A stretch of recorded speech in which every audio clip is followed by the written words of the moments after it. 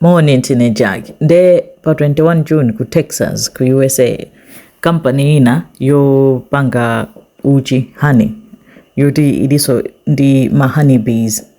njuchi zambirimbiri zoweta kuti azikhala ndi uchi imachita transfer njuchi zawo natenga mamiliyoni a njuchi kuyika mu truck ngumazichita transfer kaya mapitisa malo anji kaya zokhudzana ndi pollination zomwezo nde ananyamuka koma driver kaya mazayendesa bwanji pokhota pakona pena pake anakhota mwa too sharp nkupezeka kuti truck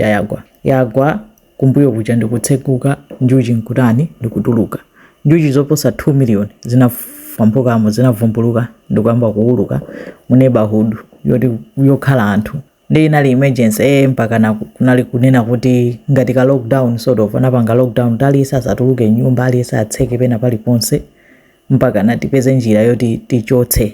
njuchi zonsezi ndi anayitana ma beekeeper osiyanasiyana makampani osiyanasiyana ma experts akumeneko anapita kutani kukhala ndi ntchito yokusa njuchi zija zina zinafa of course zina zinasowa zinapita kaya kuti koma akwanisa kupanga contain situation mpaka na njuchi anazitani zina anazitenga zina anazisiya kuti zife ndithu kunena kuti nemba kuti ikhale safe nanga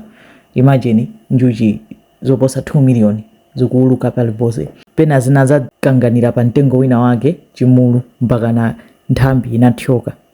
That's how bad it was. Auta anthu sanavulale agalu angapo okha alumidwa komanso any business yaduka kwa basi fata aluza njuchi zambiri koma imeneyo ka update chabe ka njuchi zomwe zinathawa ku Texas zikomo kwambiri.